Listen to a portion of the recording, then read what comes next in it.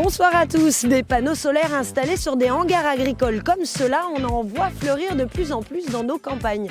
Alors nos agriculteurs ont-ils une fibre environnementale ou y a-t-il d'autres motivations? La réponse, ça se passe ici.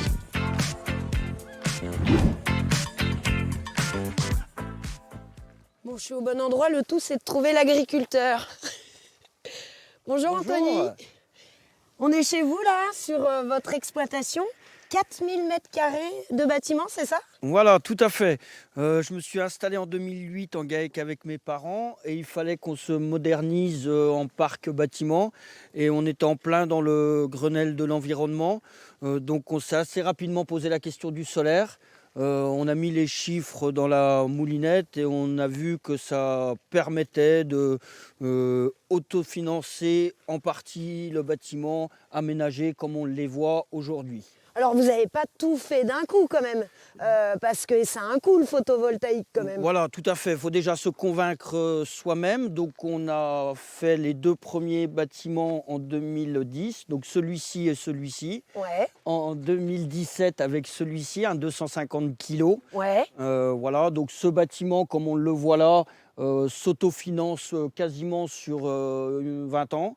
Et on a recommencé en 2022 avec un bâtiment de stockage. Voilà. Donc aujourd'hui, on se trouve avec 650 kg d'installés sur le site. Si vous nous donnez une idée d'ordre de prix, ce bâtiment-là, derrière, vous avancez combien d'argent? Parce qu'il faut quand même avancer de l'argent. Voilà, tout à fait. Donc c'est un investissement de 500 000 € central plus solaire, ouais, qui voilà, engendre autour de 30 à 35 000 € d'annuité par an. Et on vend autour de 35 000 d'électricité. Donc c'est là qu'on dit que ça s'autofinance.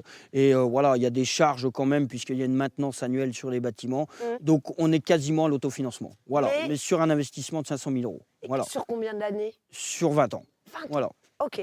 Tout ça, vous ne l'avez pas fait tout seul avec vos petites mains. Vous êtes agriculteur, vous n'êtes pas installateur. Non, tout à fait. Donc on s'est rapproché du Triangle, voilà, qui est une entreprise voilà, qui a quand même plutôt pignon sur rue dans les installations solaires et qui a le double avantage, c'est qu'ils sont constructeurs de bâtiments. Ouais. Donc ils suivent le projet de A à Z, c'est-à-dire ils font le permis de construire, la demande de raccordement, la construction du bâtiment, comme vous le voyez, de A à Z, jusqu'au raccordement. Bon, bah, on va aller voir Théo, il va nous expliquer tout ça. Très bien. Allez.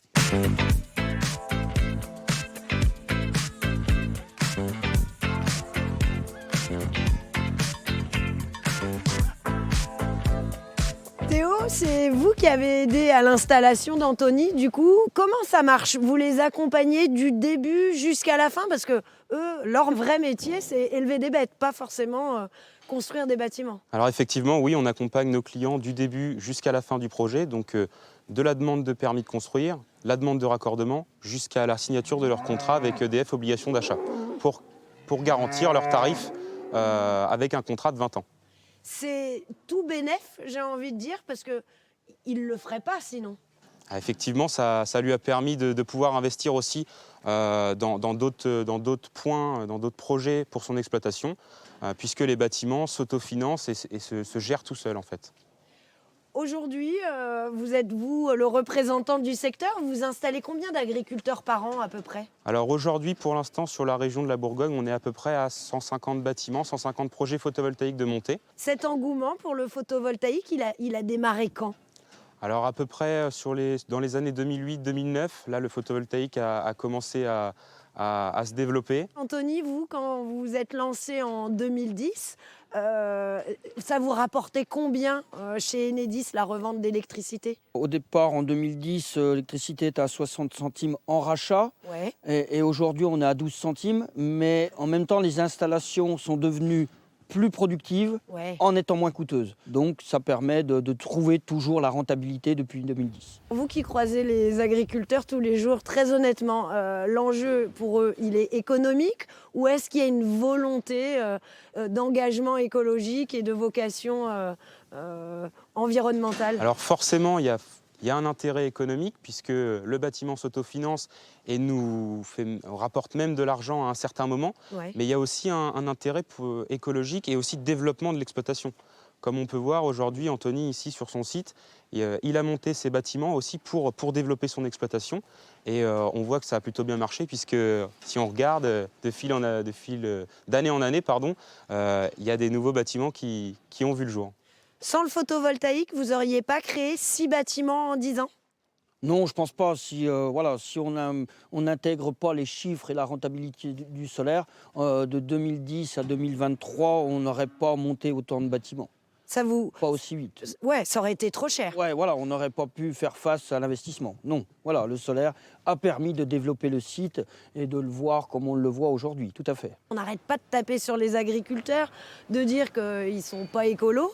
Là, vous avez un petit peu l'impression de servir à quelque chose? Je pense que pour l'image de l'agriculture et pour nous-mêmes, agriculteurs, produire des énergies vertes comme d'autres, on sait le faire et c'est aussi une certaine satisfaction.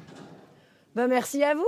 Merci. C'est la fin pour nous. J'espère que vous avez compris un petit peu l'intérêt du photovoltaïque, en tout cas sur les bâtiments. Nous, on se retrouve demain dans le secteur de la Guiche, à la Forge Fricot.